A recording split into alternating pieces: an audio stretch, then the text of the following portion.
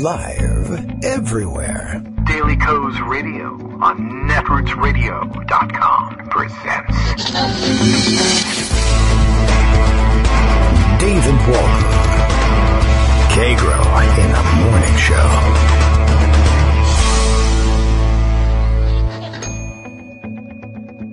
Now, here's David Waldman. Hey, good morning, everybody. How you doing? It is a little bit late, right? 9:02 on Thursday, January 5th, 2017. Time for another show. Actually, time for another show to begin has come and gone, but I was a little bit late getting to the microphone. And a bit of a scramble this morning, and still some chance I may have to either just turn the microphone over to Greg, who we do expect to hear from today, or possibly roll some tape at some point. Not a weather-related thing, but I'm expecting a FedEx delivery. At what time, I don't know, but they're going to require a signature. It's one of those cool things that requires signature. It's my $1 million George Soros check, probably. At any rate, no idea when they're going to come because I didn't have a chance to actually check into that with the tracking before the show started. But many things have kept me scrambling, and I didn't get to putting a note on the front door. I meant to do that. You know, one of those, just something to say, I am here, don't run away, just because I don't immediately come to the door if you knock. So I don't know, if you hear the doorbell, or I guess if Abby starts barking, will it work that way too if she's on the Skype call? Well, we'll find out. Anyway, time to get started with yet another show. And Donald Trump's still crazy, so we can always talk about that. And I guess we offer our congratulations for tomorrow, since we will likely be off, well, we're definitely going to be off the air with our live show. I'm looking to finish up a pre-recorded show for tomorrow. We will congratulate President President-elect, I guess, Colin Powell. Apparently, it's a couple of articles circulating, which we'll touch on and explain. But in case you have seen it this morning and were wondering what the explanation is for all these things, yeah, there's an article circulating that makes, I think, credible claims, but I can't see it changing any outcome, even if you were to credit it 100%. But an interesting take, nonetheless. And if you're a stickler for procedure, maybe you like the Constitution or something weird like that, you would have a beef.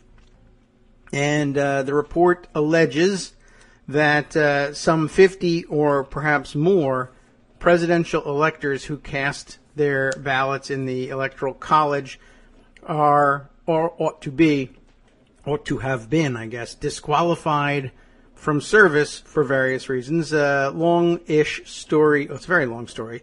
But that story cut short is that somebody did the very, I think, worthwhile work of checking into the identities and credentials and affiliations of the people actually selected to sit as members of the Electoral College, and the state laws regulating the selection of those electors. And remember that the Constitution affords to the states the ability to choose their own selection method. By the way, I suppose in pondering that the other day with Armando, I guess we noted you don't actually have to have an election in your state. It's just that at this point we couldn't probably contemplate selecting our electors in any other way.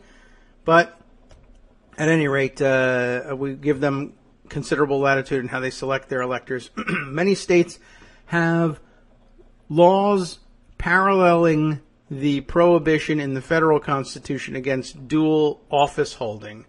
That is, the Constitution prohibits the service of members of the House or Senate or any other office under the United States from serving as an elector. So a lot of the states have adopted similar laws prohibiting state office holders, or at least it is alleged. I haven't seen these laws.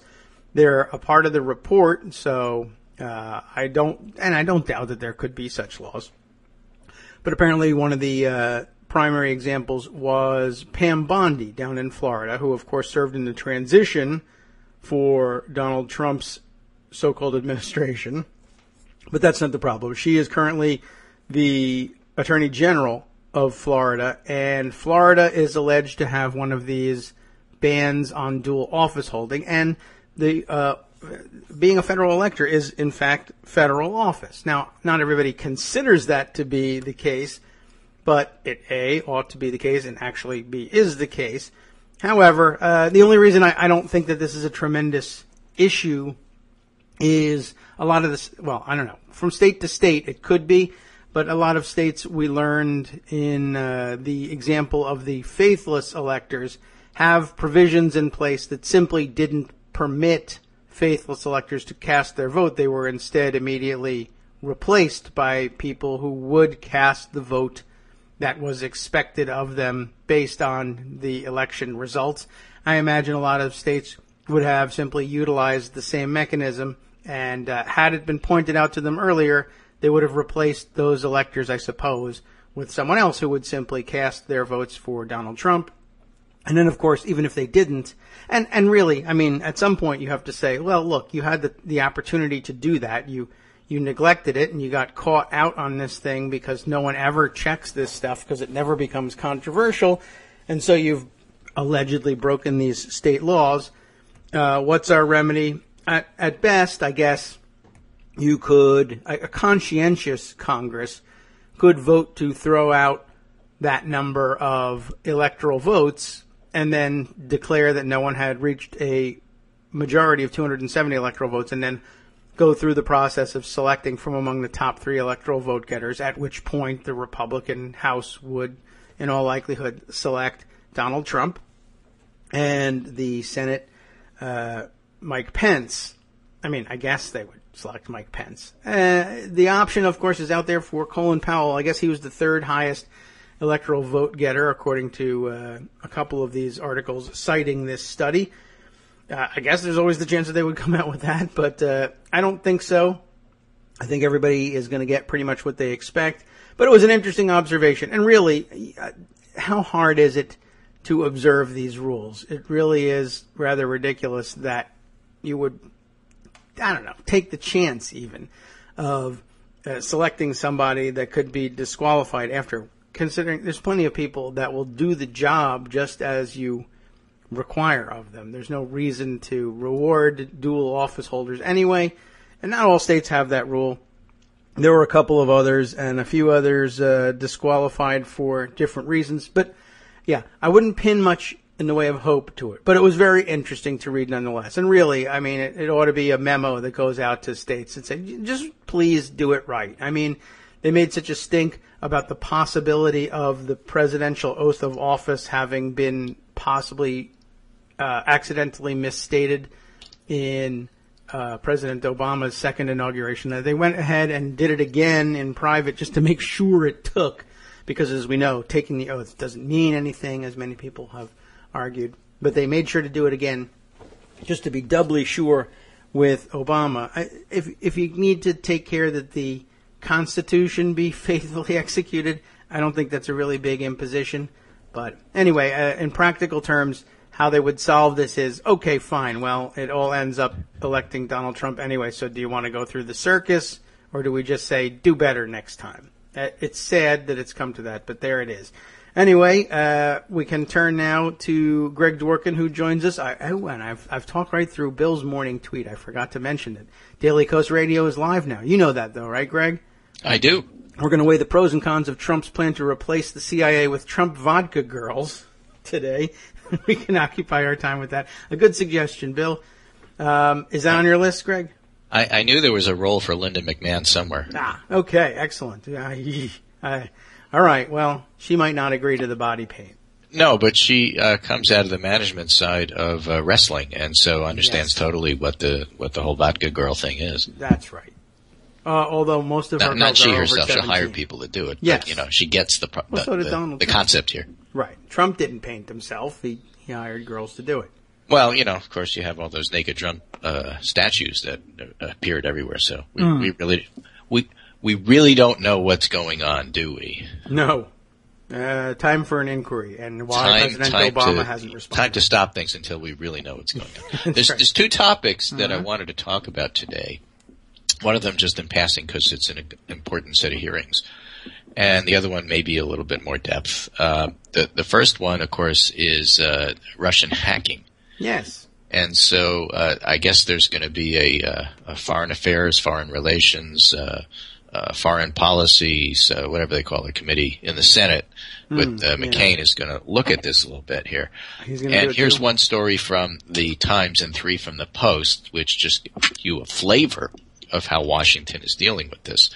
Okay, flavor. From the Times, Russia looms large as Senate committee is set to discuss hacking.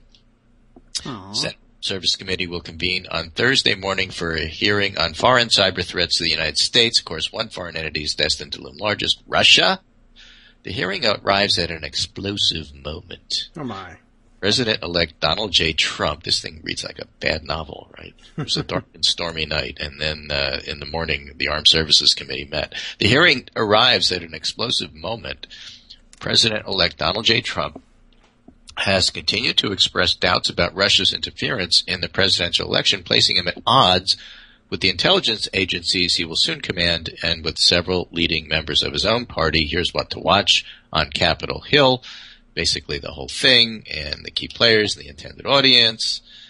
And the point is that intelligence is going to come to the Hill and testify what they know. They're probably not going to get a lot of hard questions, maybe from McCain, but they're not going to get hostile questions the way, let's say, a Clinton, Hillary Clinton testifying about Benghazi would get. It's not going to be that kind of hearing. Maybe it'll be televised. Who knows? And it'll be good information for people to watch. But the problem is that half of the Republicans want to support Trump because he's Trump and he's a Republican, and so that's what you do. And the other half wants to bash Russia. And the fellow that is oddly in the middle of this is the 3 stories in the Washington Post. Julian Assange claimed that there was no Russian involvement in WikiLeaks emails, which is nonsense. We demolished that yesterday. How Julian Assange evolved from pariah to paragon, which is one of those examples of, if somebody who I hate happens to be saying nice things about my guy who helped me win, then all of a sudden I love him. Yeah. Which is just the most bizarre situation you can imagine. Quite it's, so. It's as if the Republicans have all of a sudden embraced Edward Snowden as a patriot and a hero. Well, they just about have with Assange. I mean, coming out of the holiday break. Let's see. I saw Andrew Kaczynski uncover video of Donald Trump saying Julian Assange ought to be executed. Right. I saw apology he to... made it BuzzFeed, and he's continuing it at CNN. He's really good with the archives. Yeah, and it's all out there. I mean, he must think, why am I a superstar in uncovering this stuff? I just watched the video. But he's got the patience to do it and the nose for where to begin.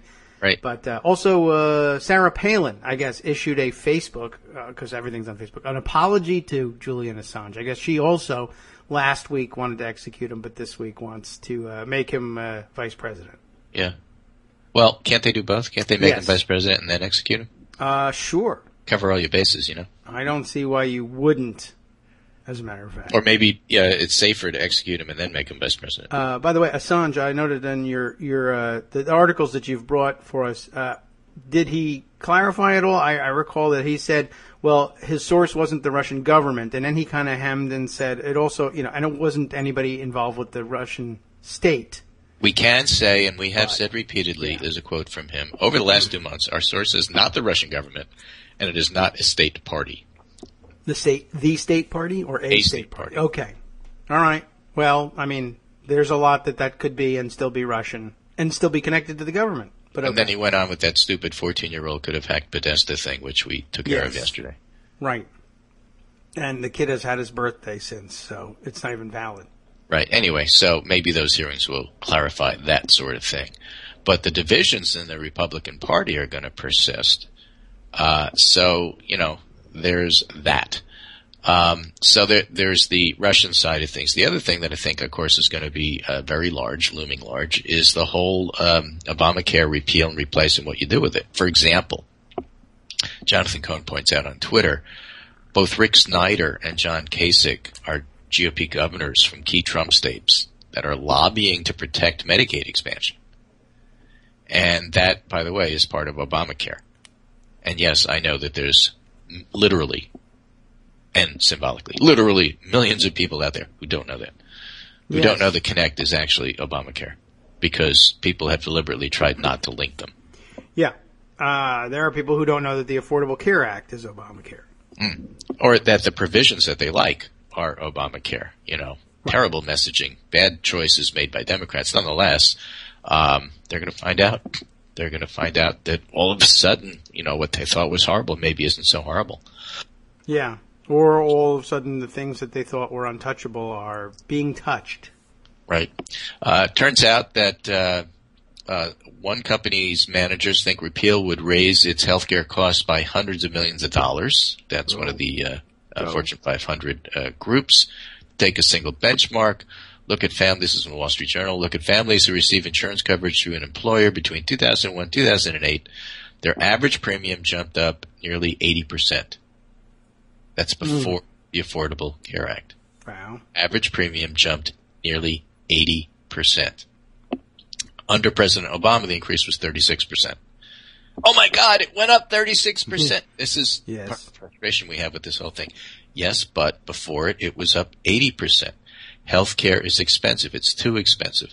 When you are reforming healthcare, you're trying to reform cost, access, and quality. And the whole Affordable Care Act discussion has devolved to access only, not really about cost, except to complain, and not at all about quality. So that's part of the problem that we have with simplification and oversimplification of stuff that's actually more complicated than it seems. So it represents real money, this article says. If the Bush-era rate of inflation had continued through 2016, each of these families would be spending $5,000 more in annual premiums without Affordable Care Act. Yeah. For employers, the savings open the door to hiring more workers or raising wages. The Republican plan to repeal and replace the Affordable Care Act threatens to reignite healthcare inflation. First, this approach produces significant uncertainty in the market. It's easy to repeal Obamacare subsidies and the mandate to buy insurance, since that can be done with only 51 Senate votes using reconciliation. But enacting a replacement is harder, maybe impossible, since it would require 60 Senate votes to overcome a filibuster. Well, you know that. Yes. Insurance companies hate uncertainty and respond by raising rates to hedge their risk. And a second problem is cost shifting. If Republicans repeal and replace the Affordable Care Act, millions of Americans will lose their insurance, probably. The replacement proposal offered by House Speaker Ryan would lead to 4 million fewer insured people by 2026, according to the Center for Health and Economy. And Charles Gaba, our own expert, suggests it's actually closer to 16 million than 4 million. 9 million could lose coverage under the replacement plan offered by Burr or in Hatch and Upton, according to scholars from RAND. The bulk of the newly uninsured would be low-income Americans who can't afford private coverage despite the tax credits built into Republican plans, but such people will still be treated when they get sick. Though they cannot pay for it, they'll still receive care at hospitals, urgent care outlets, and doctors' offices. The cost will be rolled into the line item uncompensated care, ultimately paid for by higher prices on everybody else. Affordable Care Act has helped minimize cost shifting, because if you have insurance, then you don't have to cost shift. But you take that away and you're back to where we were, and we know where we were prior to 2008. One Fortune 100 company with hundreds of thousands of employees is developing 2 HR budgets. The first reflects the status quo. The second factors in the higher prices Americans will face if more people become uninsured. The estimates aren't final, but the company thinks its healthcare costs could rise by tens of millions of dollars in a single year if the Affordable Care Act is repealed and replaced. Or just repealed. President Obama's health care really has been good for business. Oh, well, I heard it wasn't. Yeah, too bad for that. This is one from CNN Money. Fully repealing Obamacare will cost $350 billion. Cue in Dr. Evil. $1 billion. That's $350 billion. That's a lot of money. This one is from Politico. GOP airs Obamacare divisions in Pence meeting. Several senators worry the party's plans to repeal and replace the law could blow massive holes in the budget. Preceding articles I read to you show why. And even though they're fast-tracking to get it done, people are not happy about it. And then finally, this piece is very interesting, especially compared to previous discussions we've had. It's from Harold Pollack, healthcare wonk. And it's in the Incidental Economist, Healthcare Wonk blog. the Health Services Research Blog, it's called. Okay. And it has other people like Austin Frank, and Aaron Carroll, Adriana McIntyre, and other experts, Bill Gardner, Nicholas Bagley, who's a lawyer expert on this sort of stuff. The American Medical Association, the Congress on the Affordable Care Act, talk about schizophrenic messages. They love Tom Price and rushed to endorse him and got all sorts of crap from people about that. And so they responded by releasing a letter to congressional leaders on Tuesday calling on Congress to preserve coverage for the 20 million Americans who became insured through the Affordable Care Act. All right. The letter reminded Congress that the AMA supported Obamacare passage, quote, because it was a significant improvement on the status quo at that time, which we just went through in terms of explaining why. It's essential that gains in the number of Americans with health insurance coverage be maintained, as Harold Pollack puts it, i.e., do no harm. Yeah. And then the AMA in the same letter calls upon Congress to release a properly detailed replace plan before the ACA is repealed. Yeah, well, that's a good thought. But and Harold says, although liberals aren't overjoyed by this, the AMA retains unique authority in American life. A large body of research indicates that most Americans regard the AMA as representing America's doctors, which is funny because America's doctors don't. Right. Well, pickup and the doctors are the uniquely respected authority on matters of health policy and medical care. So you have this schizophrenic thing that Republicans take advantage of. The AMA is not particularly close to the Democratic Party. It's not coded in public opinion as some liberal Democrat advocacy groups either. Indeed, the AMA supports President-elect Trump's nomination of Tom Price, arch-conservative figure despised by most Democrats. If the AMA is telling Republicans to slow down, this is an important development. Will it make them slow down? We don't know. Because part of the thing with Republicans, they don't know what they're doing. And they really don't want to figure the consequences. They just want to be shown as being bold and decisive, and we'll deal with the consequences later. So dealing with the AMA is like dealing with a Trump voter. Yeah, I voted for him. He's great. Of course, I hate what he's doing with healthcare, and I really don't like his policy on Russia, and I don't really care at all for this or that or anything else. But I voted for him because he's great. Yeah, he gets things done. Yeah. So that's the AMA in terms of how they approach it, and you can't endorse Tom Price and then come out with a letter like this and then have some sort of coherent policy that makes people think that you know what you're doing. Yes. By the way, I meant he gets things dumb, but I said it wrong. Yeah, I suppose. Yeah, he's very insightful. Yes, exactly. CTE. And when he works together with Congress, there's a lot of comedy. Yes, but, he's great at inciting things. Exactly. So, okay. So when I say he's insightful, yes, especially on the radio, just don't hold me to it, but I'm telling you what I'm saying. And if you can't hear it properly, then it's not my fault. Right. Besides which, something AMA. Yeah. So, again, it's incredibly frustrating because, why did people support? Well, because emails. Right. Yeah. Sure. And well, what? I heard it. Email. Email's bad. Well, I'm certain of it. That's what I read. You got mail. Yes. Yeah. Email's bad. Pizza is bad. Right. Corruption is terrible. Oh, yeah. Imagine the amount of corruption that would be happening in Washington if Clinton got elected. Right. I mean, first thing she'd do, undoubtedly, is go right after the Ethics Committee in Congress. She would email them corrupt pizza. And they don't read their emails, so nothing would happen. It's actually safer. Oh, yeah, right. Well, that's right. They could be practicing safe emailing practices. Huh? So, anyway, it's just incredibly frustrating, and yet, it still all has to play out. Yes. All right, final piece here. Stephen Dennis, writing in Bloomberg. Yes. Repealing Obamacare could be Trump's first lesson in the glacial pace of Congress. You might enjoy this one, and I'm going to leave this with you rather than read it. You can do with it what you will. But the fact of the matter is that it's very nice that Trump got elected, but that doesn't mean that he changes how Congress works with the snap of a finger. He may think he does, but that's not how it works, and he's going to find out. Oh.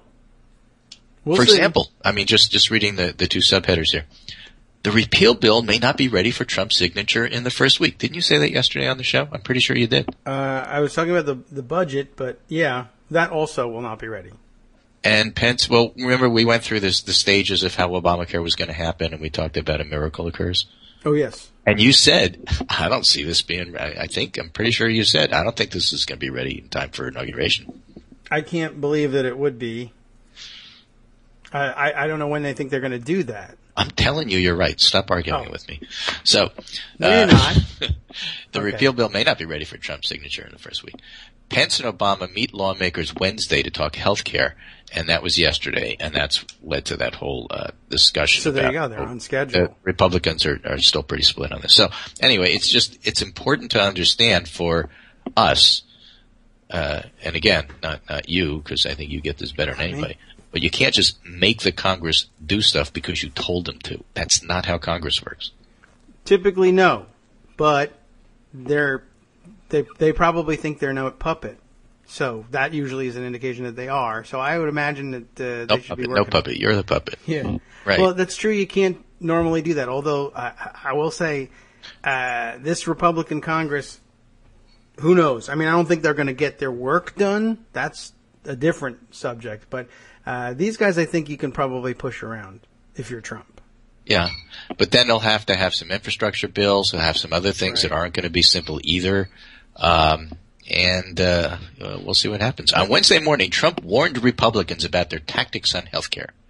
Republicans must be careful in that the Democrats own the failed Obamacare disaster with its poor coverage and massive premium increases, which are far lower than they used to be. He wrote on Twitter, "Don't let the Schumer clowns out of this web." Okay. Massive increases of Obamacare will take place this year, and Dems are to blame for the mess. It'll fall of its own weight. Be careful. In other words, he's already decided that whatever the Republicans do, it's the Democrats' fault. Yes. But I don't see how he makes that stick. Me neither. That's going to be a tough one. People are have already jumped the gun, and anything that happens now they already think is for instance, if it's good, if it happens in the economy, Trump did it. You shopped for Christmas because Trump, for instance. Right, but if premiums go up in 2 years, it's Obama. Right. Yeah, I mean, I get the strategy, but making it stick is a different story altogether, particularly when people are already kind of skeptical about your ability to govern in the first place. And you started out the session by screwing up on ethics so that people fully understand that you're full of it. So it'll be very interesting to see all this play out. And that's basically my segment for today. I just think that those two big things, the Russia hearings, which might be entertaining if they're on TV, I don't know if they are, and the Obamacare play, which is going to start fast and wind up being slow, are both well worth watching. And each one is going to teach us a little bit about how this Republican administration plans to govern. They have to show that they can govern. I remember that being the case at one point. Everybody in the media said that. It's probably still true. I guess. Unless it isn't, in which case, let me know. Yeah, well, that's their job to let us know these things because we can't figure it out for ourselves. We're just, Yeah. I should be able to figure this out. Glued in. We don't have access to the way they do, so that, they have to tell us. That's true. I should be able to think rightly by the weekend. I bought a pickup truck yesterday, so I would be able to do this. Was it diesel? Yes, the gun rack is diesel. It just spews. Was there a deer already tied to the front? I already hit a deer. Oh, good. And I called the cops, and they came and ate it, just like your guys. No, that's my story. Right. Oh, I'm getting it all mixed up now. That actually happened to me. Yeah, that's right. And you didn't even have a pickup truck. Did they come with a pickup truck? Of course. Oh, all right. How else can you get the deer? I don't know. I mean, I think that's what the pickup is for, the bed of the pickup. They don't put much else in it. The deer goes in there. Well, gun racks. Yes. Well, doesn't that go inside? It goes inside at the back, yeah, so you get to it easy. I mean, what good would it be if it's out there, it has to be in there with you so you could use it. Yeah. You know what I don't see is gun racks in king cab pickups. It's too hard to reach all the way back, I guess. You got to ask the guy in the back seat to get your gun. Right. Anyway, so that's it for Thursday. And what else are you going to talk about today? What's piquing your interest? Well, I'll tell you, the thing that got my interest, I'm a lot like Donald Trump. The last thing I see before going on the air is the biggest story of the day. I saw this one. Apparently, while we were all yelling about the ethics, the OCE, on what would we call it? On dismantling, that then got reversed, we missed somehow, because we weren't listening to Steny Hoyer and his speech, the revival of a Reconstruction era rule in the Republican House rules package that would apparently, and I'll go through it and figure out exactly how it works, would allow budgeters and appropriators to reach way, way, way down into the federal budget and actually not only target programs, but individual federal employees by name that they become annoyed with and slash their annual pay to $1. So, for instance, if you're working on climate change, or they find out that you did work on climate change, this, I guess, would be the reason that they were searching out all those names, among other things, to make you stop working on those things. They allege that they can now reach into the federal budget and say, that guy, that scientist, $1 for you. That's your new federal salary. So we'll investigate that. That sounds like good governance. Right. Well, there's this interesting summary of Donald Trump here at First Read today, pointing out that on the one hand, one thing that he said he's going to be, and it truly is is accurate, is that he was going to come in to disrupt things. Yes. And he is. That is true. But the flip side of that, as First Read puts it, he's already bringing change, but will that outweigh the uncertainty, unpredictability, and backlash? This is how a new president can, despite our government's checks and balances and our country's powerful institutions, affect change, or at least influence behavior, and change is what Trump promised during the campaign. But while disruptive forces can produce change, they can also produce economic uncertainty, diplomatic unpredictability, and potential backlash. So brace yourselves. Trump is going to bring a lot of change to government, foreign relations, and the media. The question to watch over the next few months is whether this change outweighs the uncertainty, unpredictability, and eventual backlash that will follow it. And, of course, Kagro in the Morning is here to help follow with you, right along with you. And with that, this is Greg Dworkin speaking to my friend David Waldman, Kagro in the Morning. And are you on tomorrow? I forgot. There will be something on tomorrow, but tomorrow live may show, not be no. live. Can't do live. We'll probably have a snow event as well, but some scheduled orthodontia tomorrow. Not for me. Oh, there you I already go. have my teeth all straight. Yep. And therefore, I will be back and see you next Monday. Yes, okay. We'll get used to your new schedule, and I'll try to get used to it and remember it too. Right. If it changes at any point, let us know. We'll be glad to have you when you're available. Yeah, you'll be the first to know. I'll be the second. Take care, and I'll talk to you next week. Terrific. Thanks very much. Have a good extended long weekend. Greg, get to work already, please. It's late. It's actually quite early. But okay, thanks for wrapping things up. That was rather quick. There's a lot to chew on here. Let me go, though, to the story I was explaining, or what was I teasing just a moment ago. It's from the Washington Post, and it goes a little something like this. We can look at the original because, of course, I haven't followed through yet on my New Year's resolution. I have, I guess, 8 or 9 more articles to go before I have to follow through on my New Year's resolution. I really fully intend to do that. It's about time. They're the heart of the show at this point. I could not do without them. Okay, so, well, although I did for a long time. Okay, I shouldn't. It would be the wrong thing to do. House Republicans, this is the other wrong thing to do. House Republicans revive obscure rule that could allow them to slash the pay of individual federal workers to $1. That does seem problematic, and it seems almost like a sort of would that fit under almost like a bill of attainder in many ways. But okay, we'll see how they structure things.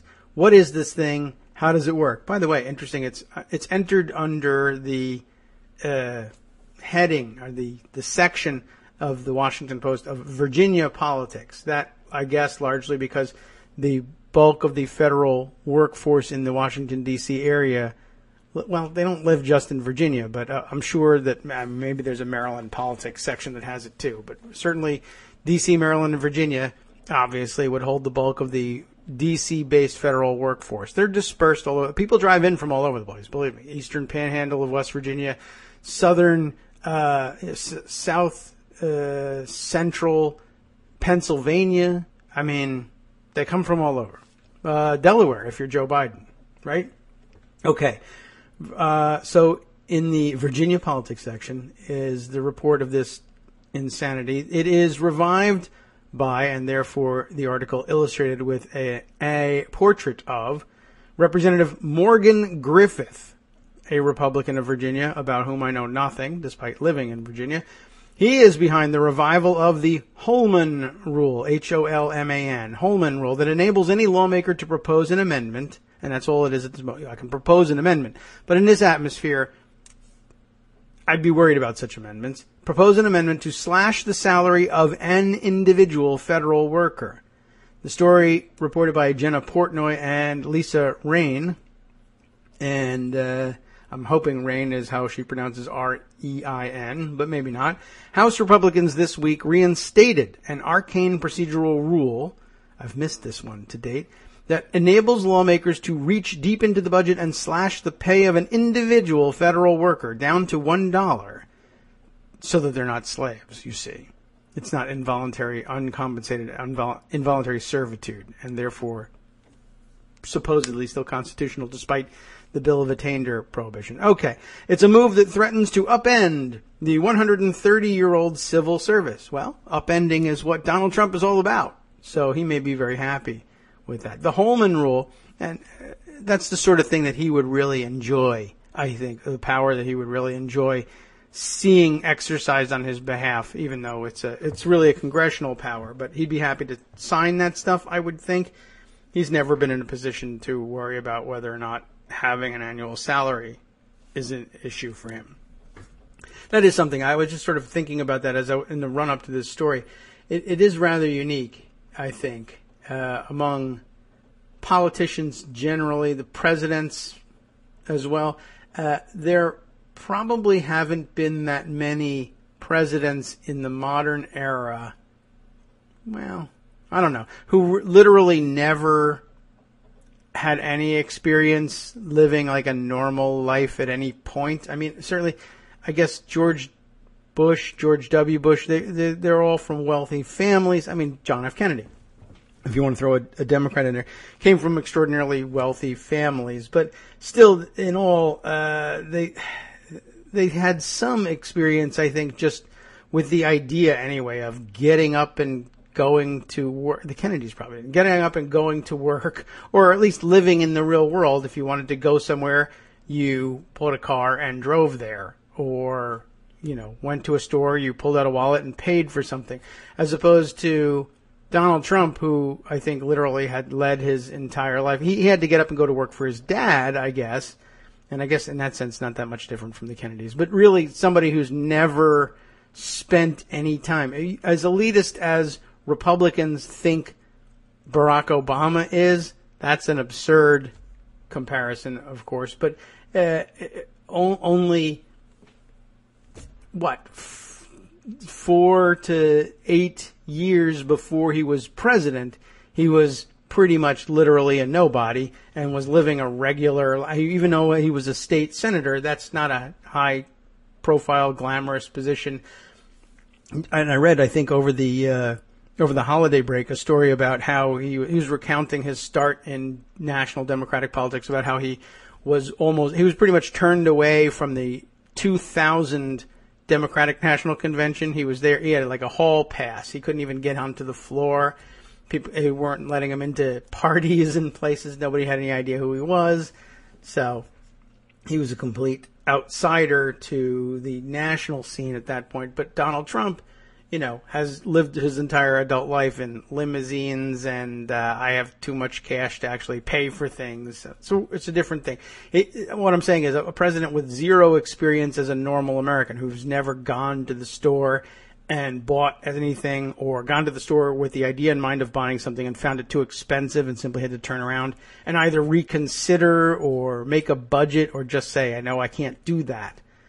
That's talk about, forget the pickup truck thing. The incoming president of the United States has never, ever in his life had to say, I can't afford that right now. I'll have to either sacrifice something or work harder in some way to make this happen. He's never done that. And, you know, if you were upset with senators who didn't know what ATMs were or how they worked, think about that.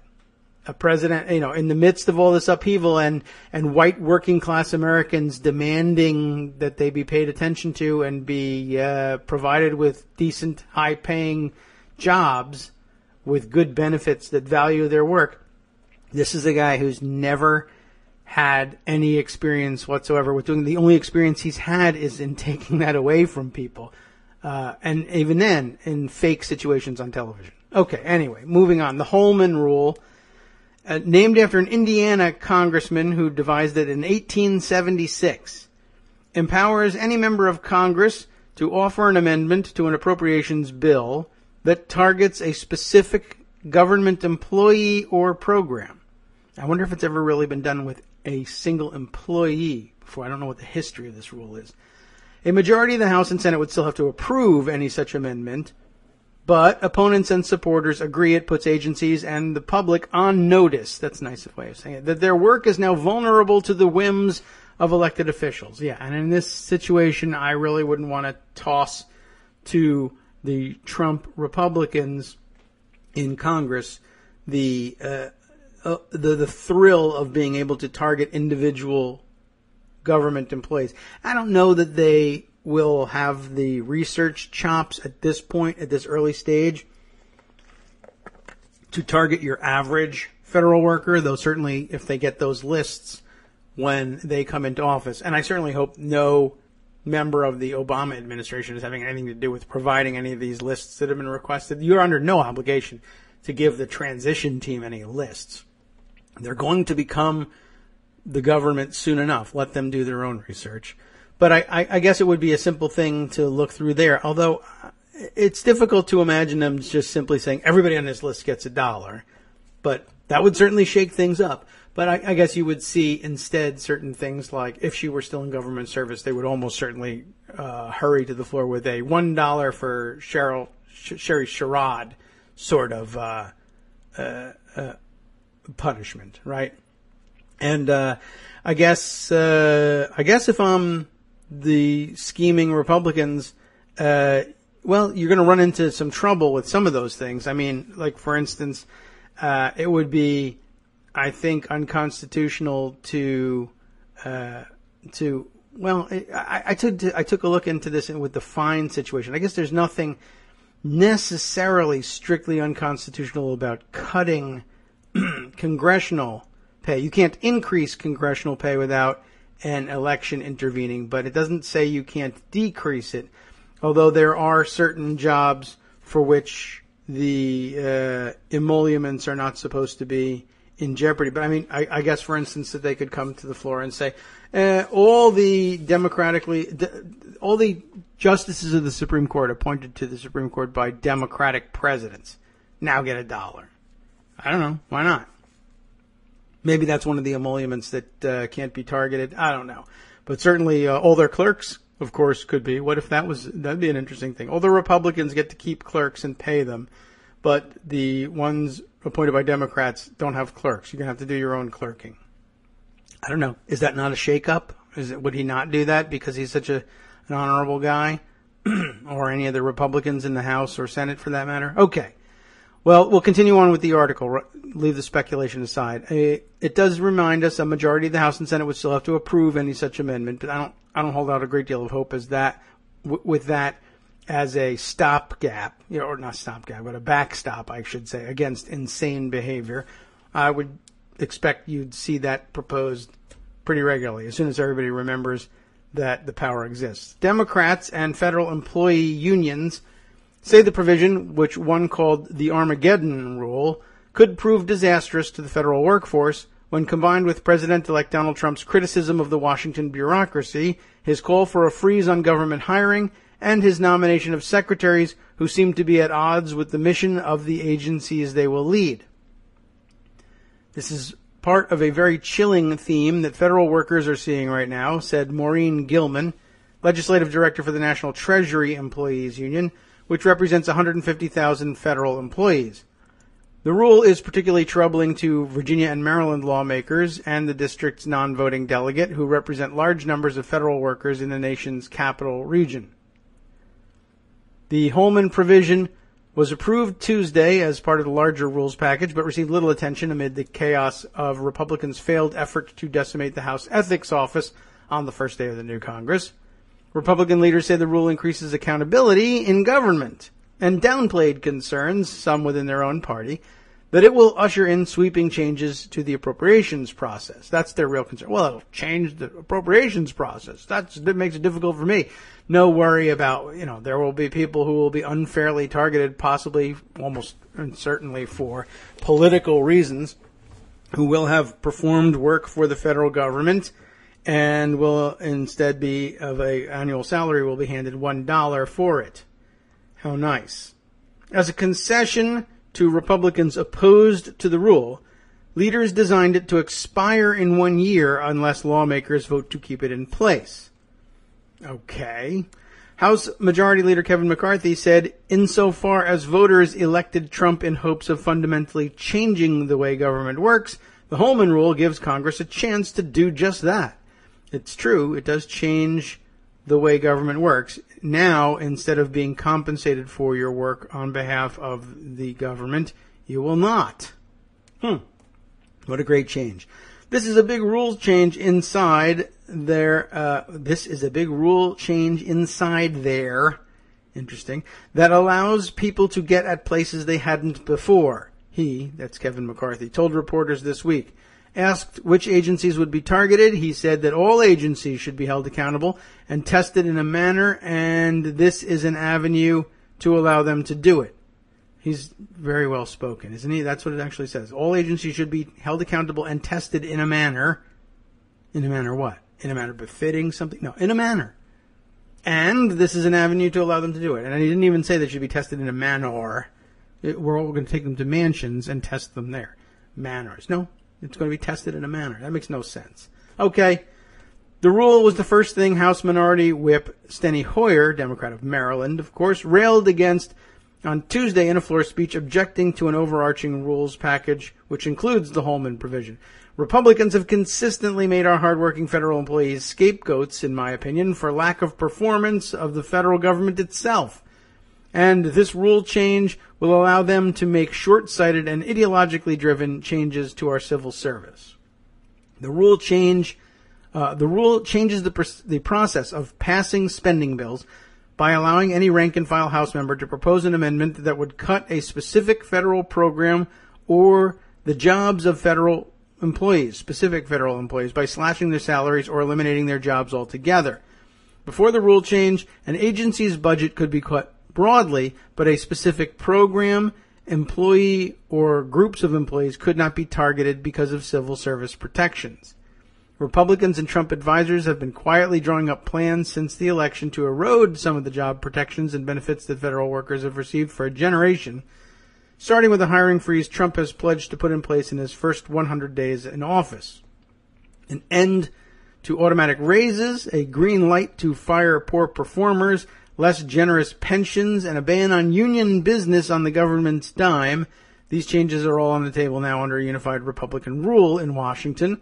Conservatives were thwarted from making these changes under President Obama, but with Trump pledging to shrink big government, and shake up a system he told the voters on the campaign trail was awash in waste, fraud, and abuse, they are more emboldened than ever.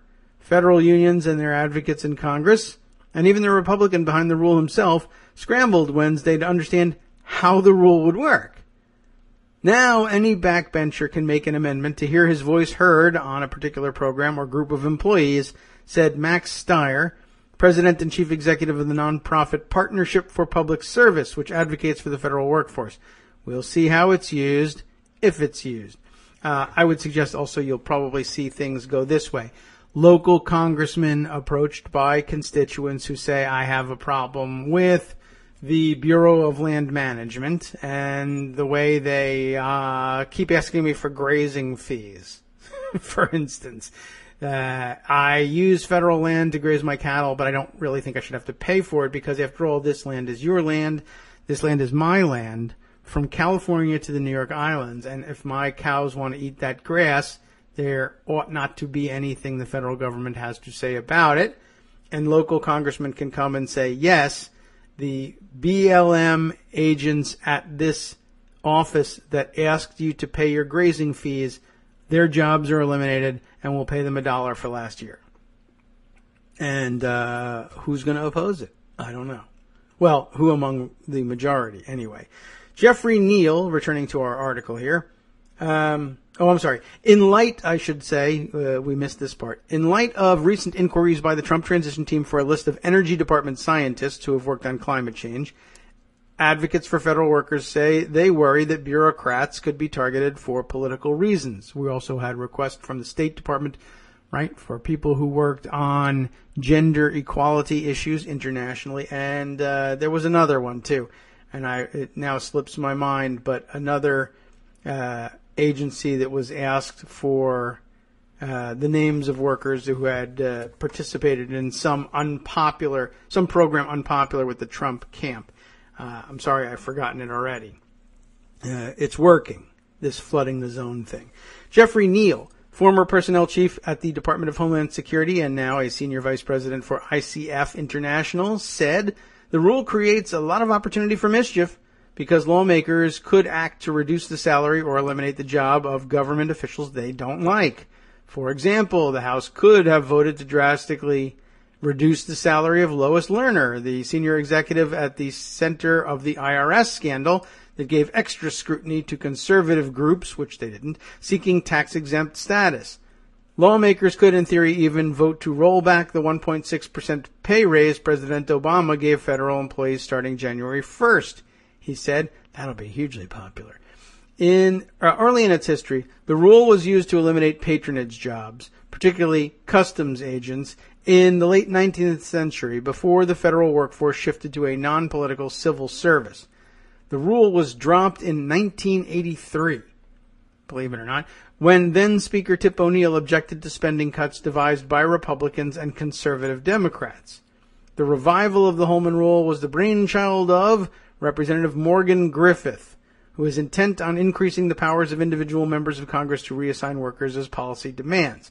It's like the town councilman who gets stopped for whatever, running a red light or DWI or whatever in his hometown by the police and says to the cop, let me off the hook or I'll have you fired. Anyway, so known as the unofficial parliamentarian in the hardline conservative Freedom Caucus, the four-term congressman, that's Morgan Griffith, sought the rule change out of frustration with an $80 million federal program that pays for the care of wild horses on federal land in the West, which he considers wasteful. He favors a strategic... It's interesting that he would do that he would think that, but here I would say, hey, Westerners, if you consider it wasteful, I guess that's one thing, but why are you interested in this coastal eastern elite telling you what's wasteful with the wild horses on federal land in the West? They may agree. I don't know. Anyway, he says he favors a strategic application of the law. Too bad, because not everybody else has to listen to you, but he likens it to a bullet from a sniper rifle rather than a shotgun. It's unlikely, but not impossible, that members will, quote, go crazy, unquote, and cut huge swaths of the workforce, he said. I can't tell you what won't happen, he said in an interview in his office. The power is there, but is that appropriate? Who runs this country? The people of the United States or the people on the people's payroll? Although Griffith has few federal workers in his poor and rural Southwest, district, Representative Jerry Connolly, also of Virginia but a Democrat, noted many of Griffith's constituents rely on federal programs. That's true, and that's always been true. They just won't cut those ones. It's a backdoor way of furthering your desire to dismantle that part of the federal operation, Connolly said. Connolly and Representative Don Beyer, also a Democrat of Virginia, who each represent thousands of government employees in their Northern Virginia districts, said the rule heralds a new era of granular governing, giving the party in power the ability to mess with federal agencies at the microscopic level. Several House Republicans did try to block revival of the Holman Rule in a closed-door meeting on Monday evening. Representative Barbara Comstock, I know her, the only Republican member of Congress in Northern Virginia, voted for an amendment sponsored by Representative Tom Cole, a Republican of Oklahoma, and Rob Bishop of Utah to strip the rule from the package. The rule diminishes the roles of the authorizing committees in the House and will make it more difficult to pass appropriations bills in the new Congress, her spokesman, Jeff Marshner, said in a statement. By the way, anything that makes the appropriations bills harder to pass in the new Congress is a huge, huge problem because they're going to have an enormously difficult time passing those at all, just to begin with. Anyway, when the new rules package, including the Holman measure, came to the floor on Tuesday, she voted for it, as did every member of her party. All the Democrats voted no. So there you have it. It's wrong, but they voted for it anyway. By the way, how should you understand that? You should view that as the closed door party meeting about whether or not the Holman rule should be included, about whether or not the ethics, the OCE gutting should have been included as the primary election, and the floor vote on the rules package that emerges from the House Republican Conference meeting as the general election. They voted their preferences in the primary, but when it comes to the general election, they're going to vote for the Republican rules package, almost always. Very, very, very rarely will you see an exception to that. Not only among Republicans, but among Democrats, too.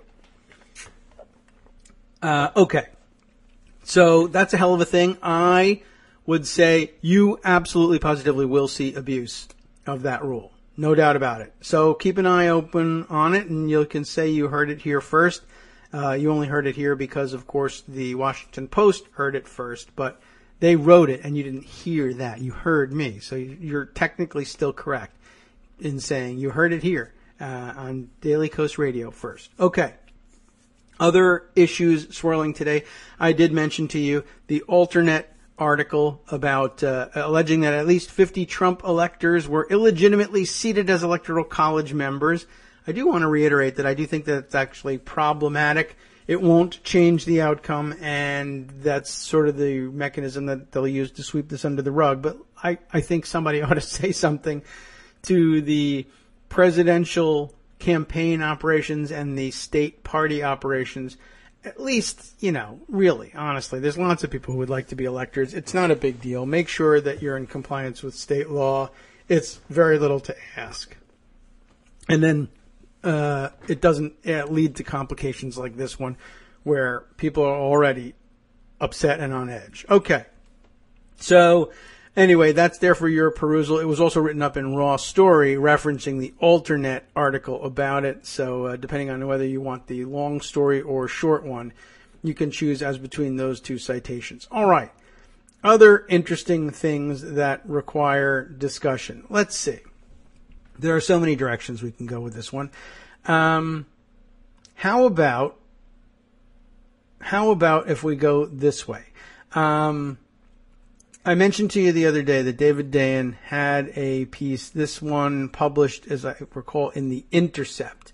Let's take a look at this one because it has to do with cabinet secretary nominations and hearings. And again, one more time I want to put out there that I know this is the way things have always been done in the name of efficiency, but this administration, this incoming administration being, I think, different in the quantum differences between the way this administration, I think, is anticipated to work and prior administrations have. I don't see any reason why any Democrat should acquiesce to the consideration of nominations that have not yet been formally made because Donald Trump isn't the president yet. It may be that you're simply outvoted in committee, and that's likely the explanation for going ahead with these things, and nobody objects because then the committee will vote on whether or not to waive whatever rules they may have against considering a nomination that hasn't been delivered by the president. And most committees, they'll have the ability to do that. They'll have the votes to do that on party line voting. But I guess anywhere where you might find a principled Republican, you should give it a shot because some of these committees will be pretty closely divided with just a 52-seat majority for Republicans in the Senate. But anyway, in all likelihood, they will be going ahead with the consideration of these nominations, one of which will be for Treasury Secretary Steve Mnuchin, whose name maybe I should just pledge never to learn to pronounce it correctly, unless I'm already doing so accidentally. David Dayen has the big bombshell piece here. I believe it touches on issues that he has reported for us before, but gets much more specific this time. Treasury nominee Steve Mnuchin, his bank, is accused of widespread misconduct in a leaked memo. Oh boy, we're all interested in leaked memos. And of course, this has implications beyond Mnuchin himself, which we'll get to as well. One West Bank, that was the name of the operation, which Donald Trump's nominee for Treasury Secretary, Steve Mnuchin, ran from 2009 to 2015, repeatedly broke California's foreclosure laws during that period, according to a previously undisclosed 2013 memo from top prosecutors in the state attorney general's office. And I told you this had farther-reaching implications. Of course, you might be able to bring to mind the name of California's attorney general and the recipient of this memo. It's now California's now Senator Kamala Harris. So that's interesting because you'll know by now, you'll have realized that the bank and Mnuchin himself, nobody was, in fact, prosecuted for repeatedly breaking California's foreclosure laws during that period, despite the existence of this memo. And now Senator Harris kind of maybe sort of has to answer for that. And I've got a piece in which she does. So maybe we'll get to that too. We'll see how time goes. The memo, though, obtained by The Intercept, alleges that One West rushed delinquent homeowners out of their homes by violating notice and waiting period statutes, illegally backdated key documents, and effectively gamed foreclosure auctions. In this, these revelations are not really different at all from the others that David has had a great hand in revealing, especially in his fantastic book, Chain of Title. He shows that it was routine, particularly in Florida and a lot of other states with high foreclosure rates. But California had on the books anyway, some pretty decent laws that would have allowed prosecution of this kind of malfeasance, but it didn't happen. Anyway, in the memo, the leaders of the state attorney general's consumer law section said they had, quote, uncovered evidence suggestive of widespread misconduct, unquote, in a year-long investigation. In a detailed 22-page request, they identified over 1,000 legal violations in the small subsection of One West loans that they were able to examine, and they recommended that Attorney General Kamala Harris file a civil enforcement action against the Pasadena-based bank. They even wrote up a sample legal complaint seeking injunctive relief and millions of dollars in penalties. But Harris's office, without any explanation, declined to prosecute the case. Mnuchin, the former CEO of One West, was already facing challenges in his upcoming Senate confirmation hearings on account of his bank's ruthless foreclosure practices, ranging from locking out one homeowner during a Minneapolis blizzard to foreclosing on another over a 27-cent payment shortfall. After years peddling the kind of dangerous mortgage-backed securities that eventually blew up the economy, Mnuchin swooped in after the crash to take a second bite out of families by aggressively and sometimes illegally foreclosing on their homes, Senator Elizabeth Warren said in a statement last month. Senator Ron Wyden, the top Democrat in the Senate Finance Committee, warned, given Mr. Mnuchin's history of profiting off the victims of predatory lending, I look forward to asking him how his Treasury Department would work for Americans who are still waiting for the economic recovery to show up in their communities. His answer, I'm sure, I won't, but I'll say I will. How about that? Okay, that's fine. You're in. The consistent violations of California foreclosure processes outlined in the memo would indicate that Mnuchin's bank didn't merely act callously, but did so with blatant disregard for the law. According to the memo, One West also obstructed the investigation by ordering third parties to refuse to comply with state subpoenas. Whether Mnuchin directed efforts to prevent scrutiny of his bank's practices could be a focus of the confirmation hearings. The memo also raises questions about then California Attorney General Kamala Harris, who was sworn in as a U.S. Senator on Tuesday, and who will soon have to vote on Mnuchin's appointment.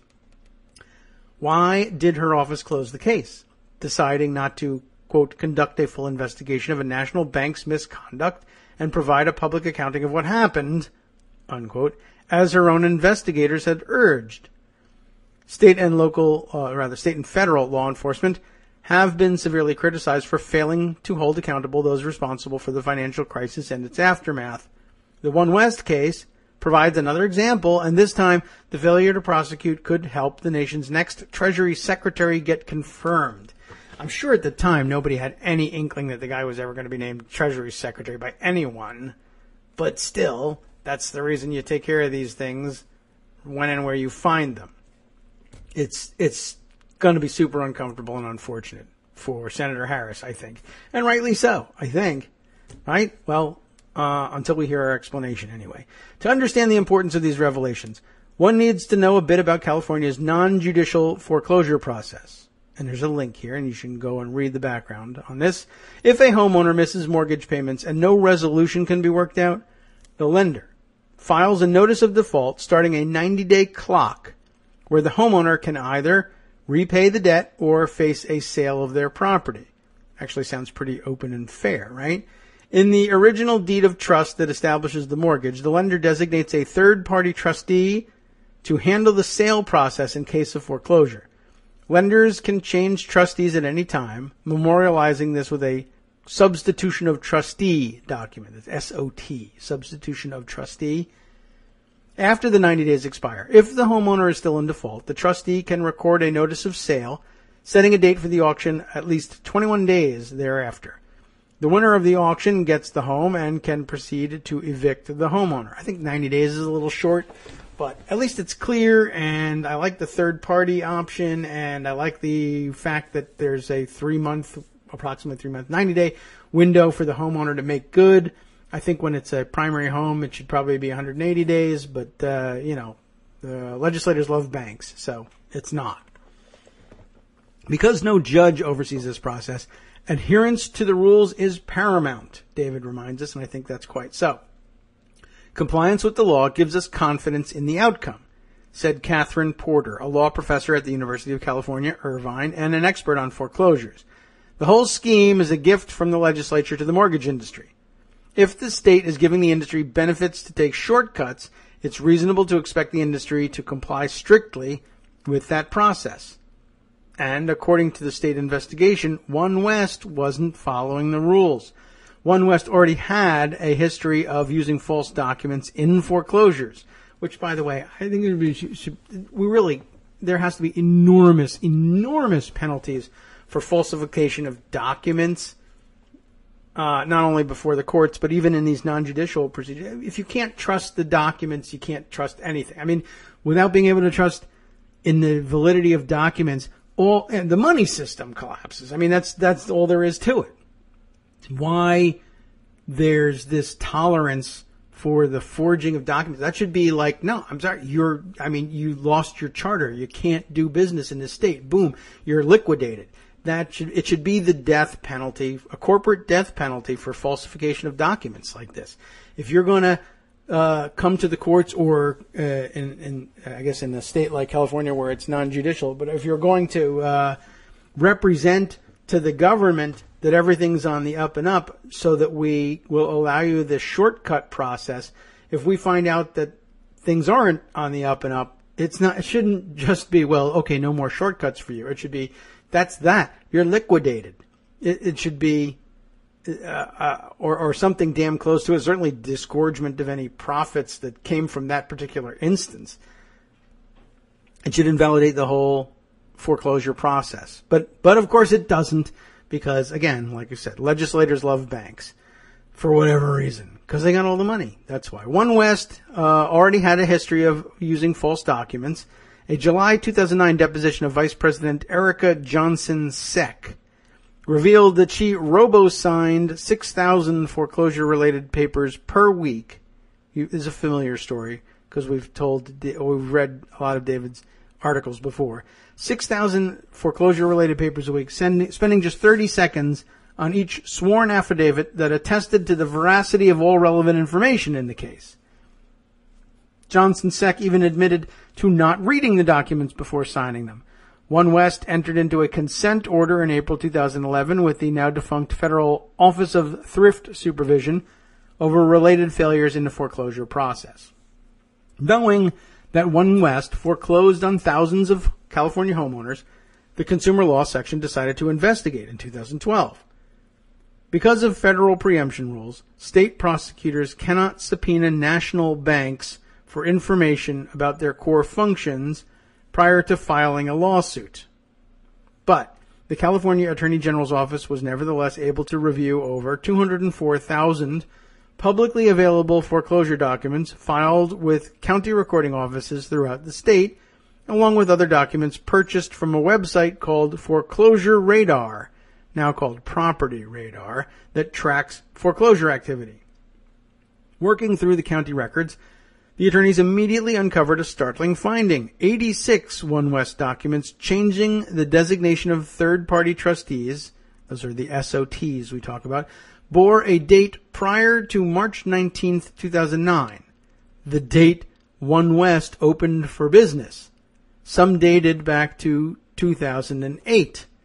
Because it would have been impossible for One West to sign the instruments before it became an operational bank, 4 deputy attorneys general from the Consumer Law Section wrote in the memo, "We deduced that the instruments were backdated." Prosecutors also issued subpoenas to third parties with access to One West documents. According to their memo, one subpoena went to Lender Processing Services, a company that assisted with foreclosure operations. LPS produced a random sample of 300 One West loan files and agreed to send more, but on February 13th, 2012, Jennifer Gray, One West's head of litigation, told the Attorney General's office that the loan files belonged to One West and that LPS could not produce them.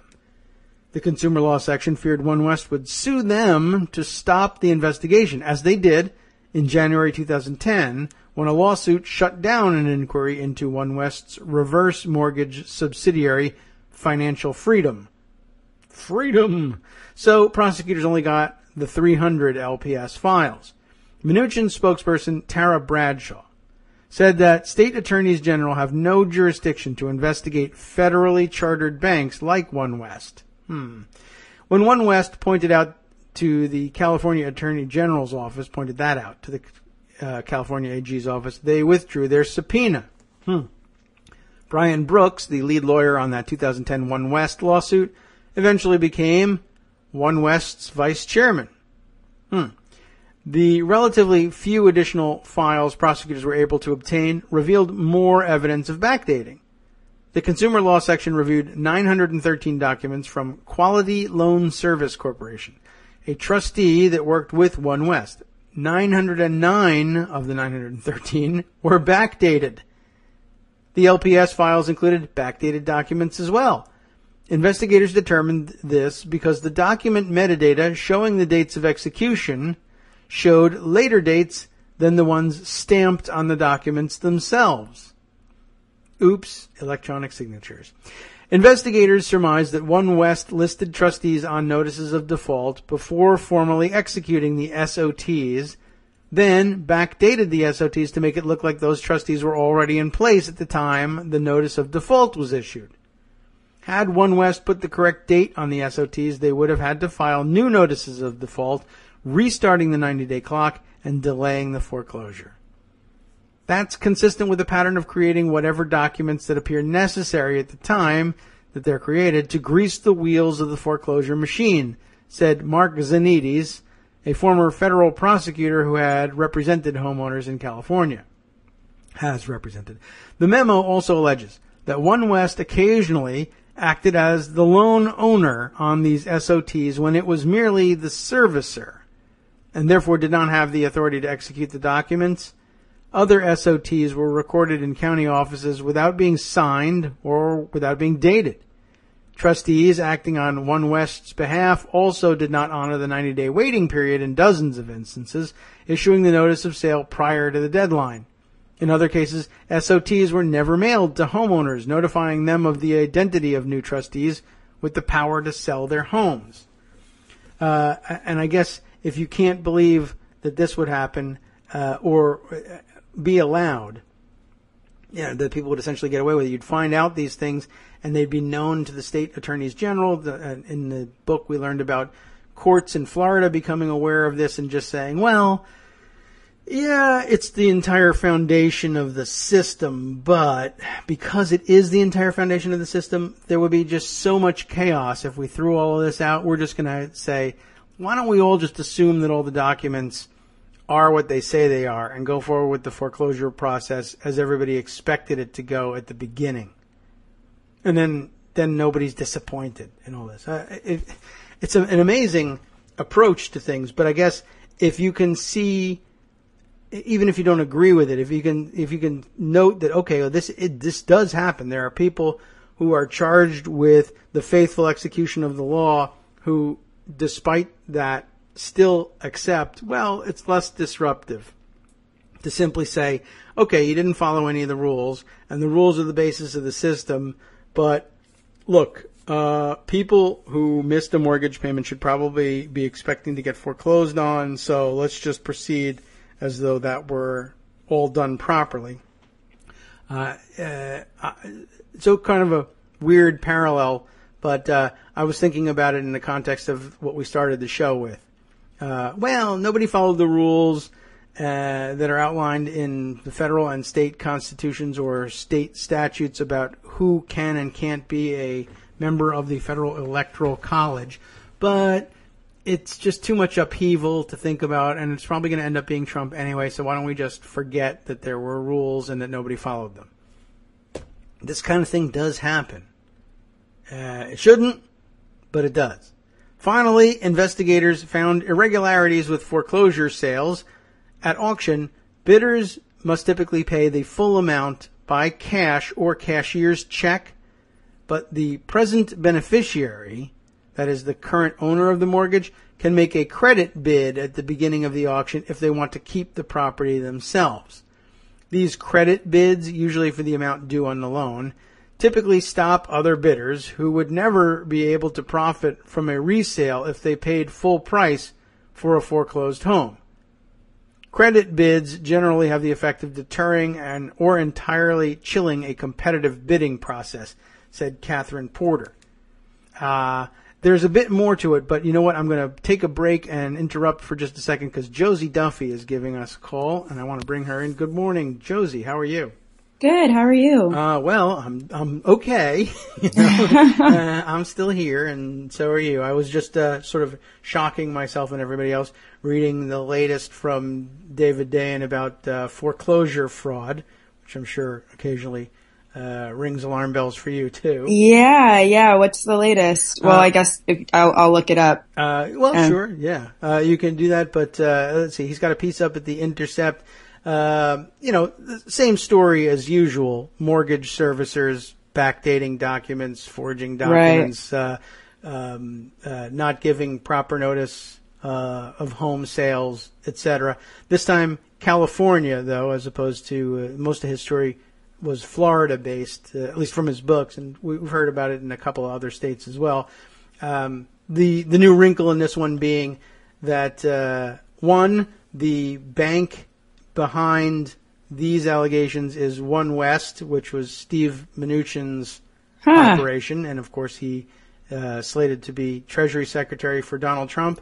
Right. And two, that these allegations are revealed in a memo recently uncovered that was essentially a recommendation for some prosecutions of One West in the California Attorney General's office from the staff attorneys that made it all the way to now Senator Harris's desk, but seemed to have resulted in no action. Right. So a little bit disappointing. We have yet to find out why anybody would think that was a good idea. But Senator Harris, you got a microphone.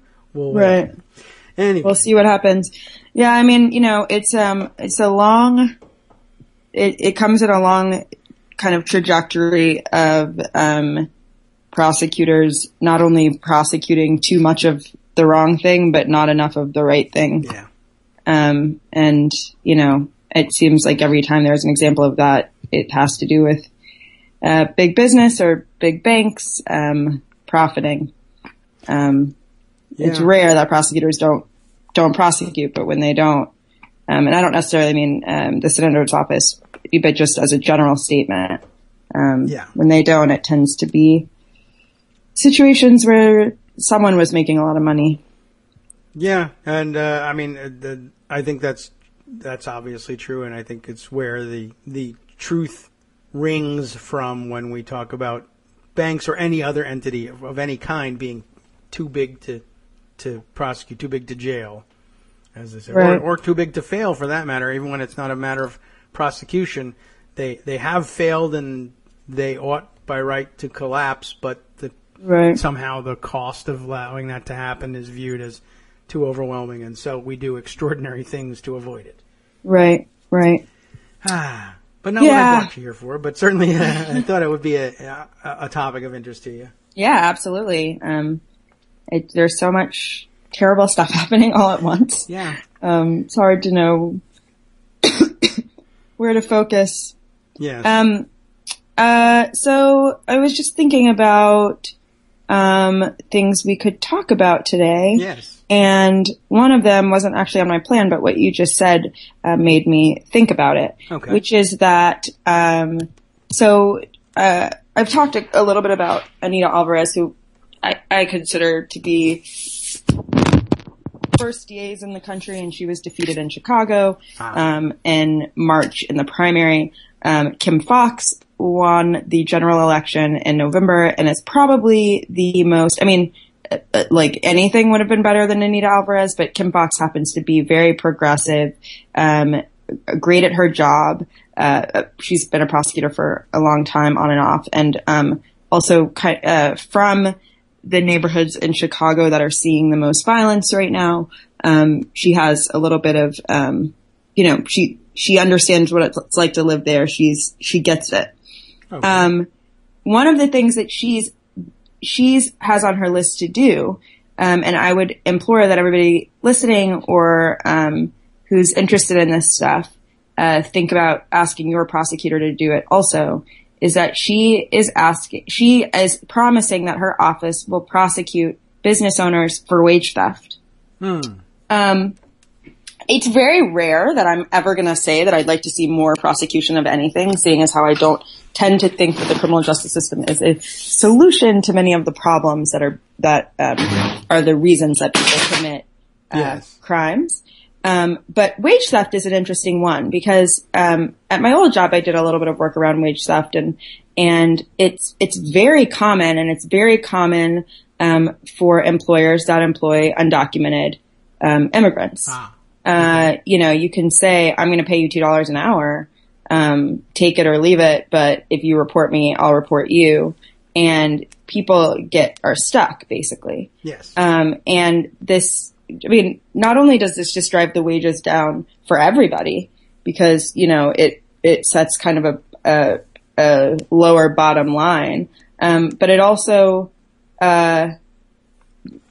creates these workplace conditions, both the actual conditions of the workplace and the wage conditions that lead to people working 12, 14, 16-hour days for $2, $3 an hour.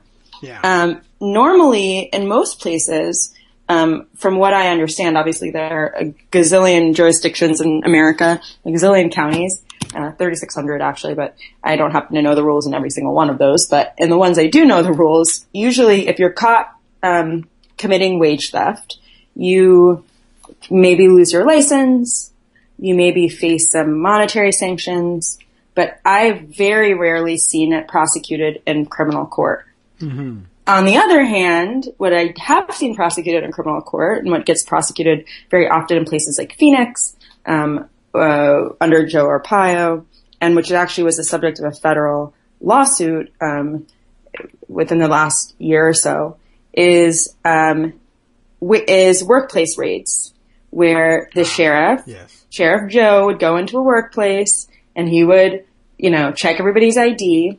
And even though he's not an immigration authority, he would pick up undocumented immigrants for identity theft, or for human trafficking because they trafficked themselves across the border. I mean, really kind of outrageous ways to prosecute immigration in local court because he was obsessed with it, even though it wasn't his jurisdiction or his subject, or his division. It's a civil matter. Yeah, raid for the job you want. Right, exactly. So I say that to say that prosecutors kind of have a choice. They can do nothing, letting these conditions kind of multiply. They can hold employers accountable for treating their employees poorly, and make sure that at least there are strong civil consequences, and that that should be at the very least that there are strong retaliation protections, but that also maybe there are criminal consequences to cheating people out of money for years and years and years and years, to cheating families out of money. So Kim Foxx is saying that she's going to prosecute wage theft, and I'm hoping that catches on. So that's just a side note. I just thought of that when you were talking about the mortgage fraud, because it's another example of how rarely business owners or money makers or people in charge of cheating people out of their money are actually held accountable. And this is one way that your local prosecutor can do that. All right. Well, yeah, that's it. Well, good connection there. It's why it pays to have these discussions. Yeah. So I'll tell you a couple stories about what's going on this week. There's actually a great story out of New Jersey, which just passed bail reform statewide. This is a big deal, and it's a big deal in part because we're not actually totally sure how it's going to play out. I'll give you a little bit of background. New Jersey had, for a long time, a pay-to-play system when it comes to bail, like most places in America. You are given a bail amount. Your bail is not supposed to, you're not supposed to be stuck in jail because you can't afford your bail. That's not the way that the system is supposed to work. The system is supposed to work in a way that your bail corresponds with the severity of the crime, whether or not you're likely to, be, if you're a flight risk, and lots of people in America. I mean, I think 12 million people in America, or maybe that's a total thing. I'm trying to think of what the actual number is. I think maybe it's 7 million people in America cycle through the jails every year. I'll check that statistic because I am realizing as I'm saying it, I want to make sure I give you the right one. But I mean, people are always kind of going in and out of jails, and often it's because they can't pay their bail, and their bail is $500, $1,000, right? They're not being held on, capital murder charges for $1 million.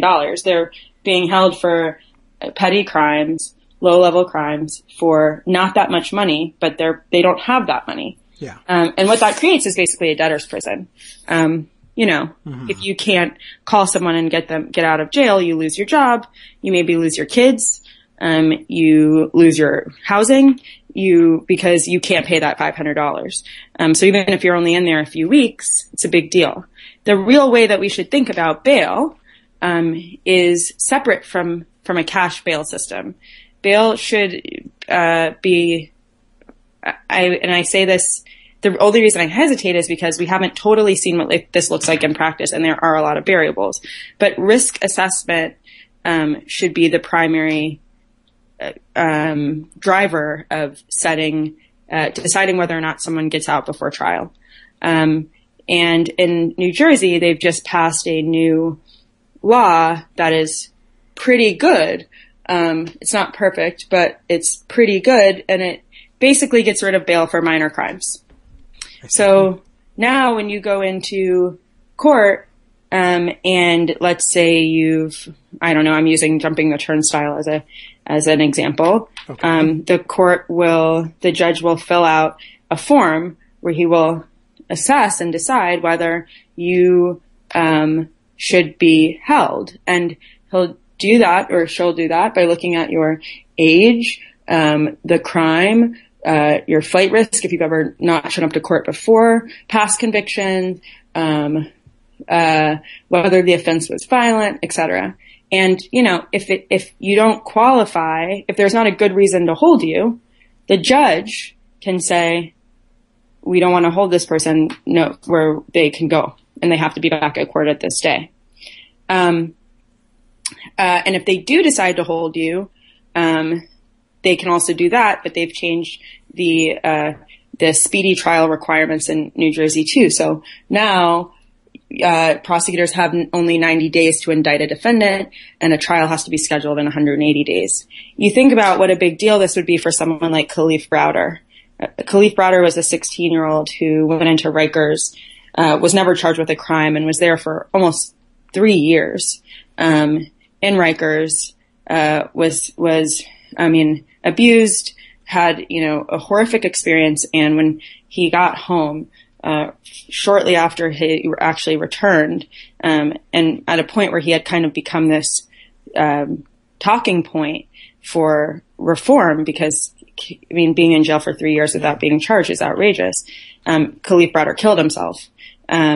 And his mother actually died recently too. It's just a very tragic story of what happens when people get lost in the system. And in New Jersey now, that's way less likely to happen. Another reason that this is a big deal is because it takes away power from the prosecutors and gives it to the judges. Now, judges can be awful. So in practice, this doesn't necessarily mean that people, that judges are inherently better as people than prosecutors are. But it does mean that right now prosecutors request the bail. They kind of set the bail amount. Judges have not at this point had the opportunity to say, force someone to be held, right? Or kind of decide whether or not someone is going to be held. And at this stage, judges are going to make that initial decision, and prosecutors can appeal. But the actual appeal is a real hearing where prosecutors have to provide evidence and documentation of why someone should be held. And bail reform is catching on. It's actually kind of making its way through jurisdictions. It's part of the fines and fees system. In a lot of places, these are the fines and fees that fund the whole system, right? Yes. In Ferguson, we saw with the DOJ report that Ferguson was pulling in millions of dollars, or I think $1.3 million every year. That's a small municipality, just by arresting people and finding them, and, probation fees and parole fees and court appearance fees, and, all of this adds up, and all of it's municipal revenue in places where they don't have a lot of municipal revenue, where states have defunded localities. So, it's enticing to charge defendant to set high bails if it means that if it's going to, you get the payback on the back end. In New Orleans and maybe in Louisiana, statewide, public defenders are paid by these fines and fees. So it's actually a horrible system, right? You have to hope that your clients are charged with something that they have to pay in order for you to get paid. And it's totally outrageous and ridiculous that that's the system that exists there. And hopefully New Jersey is starting a new trend. I would note that counties are not happy about it, that it requires a lot more time and effort on the parts of the courts, that it requires a whole new division in the counties, and counties are feeling concerned. I think the narrative is sort of about quote unquote public safety, but if this law works the way it's supposed to, you're not letting people out on, you're doing a risk assessment. So public safety is hopefully not at risk because the judges are assessing whether or not this person is an actual public safety threat. But it is going to be likely more expensive for counties.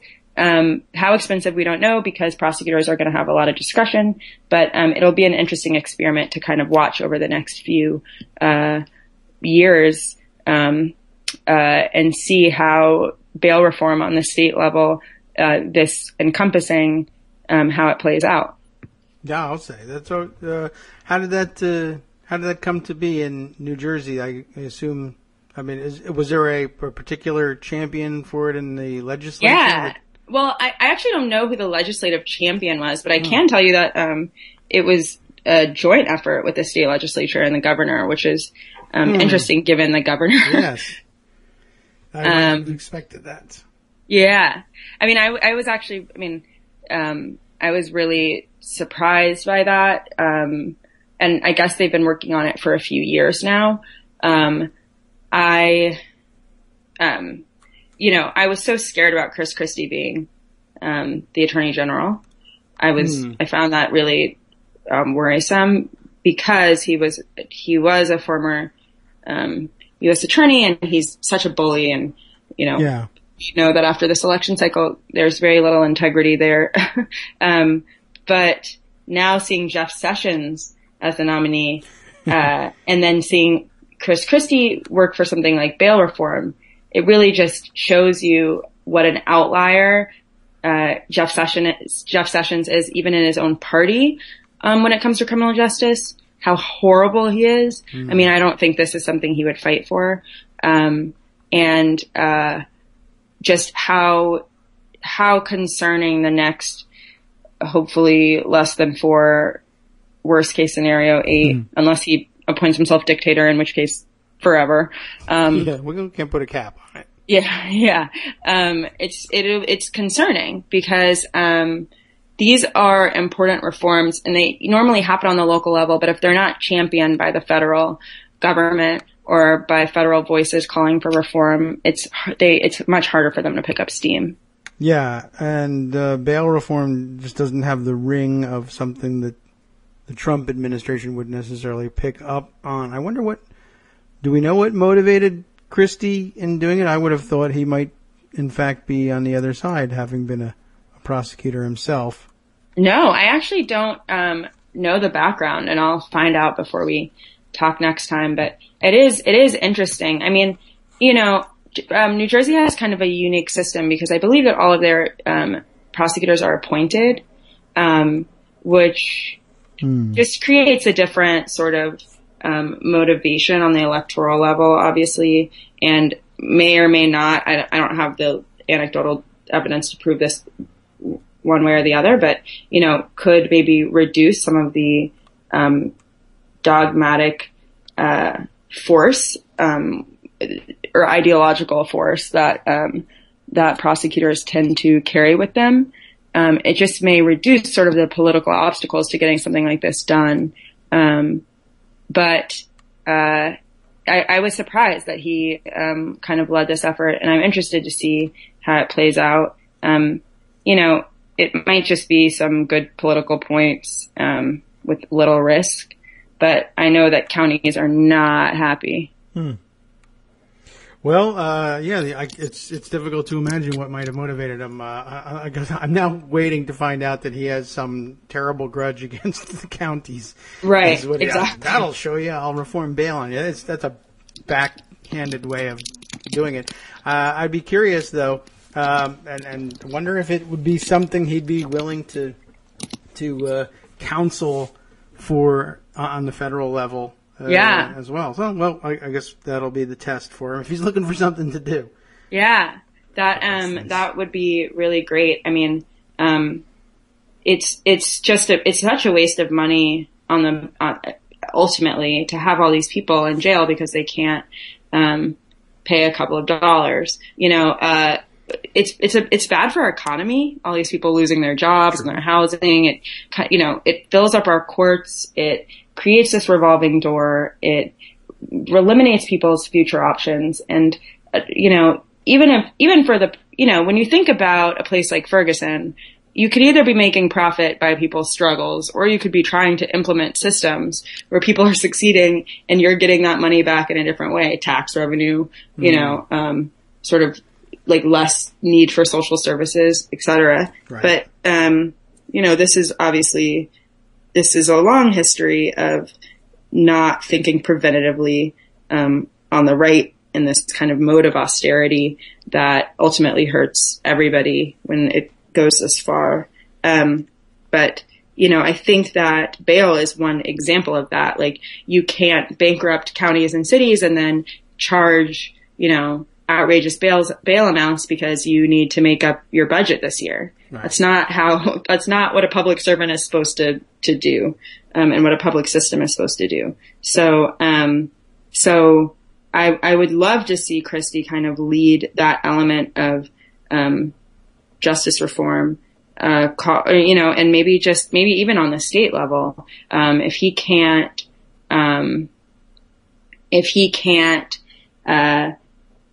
get Jeff Sessions in line. Well, I'm sure there are many states that are led by Republicans that would be willing to hear him out. Maybe not. I don't know. I don't know how popular he is within his own party right now, but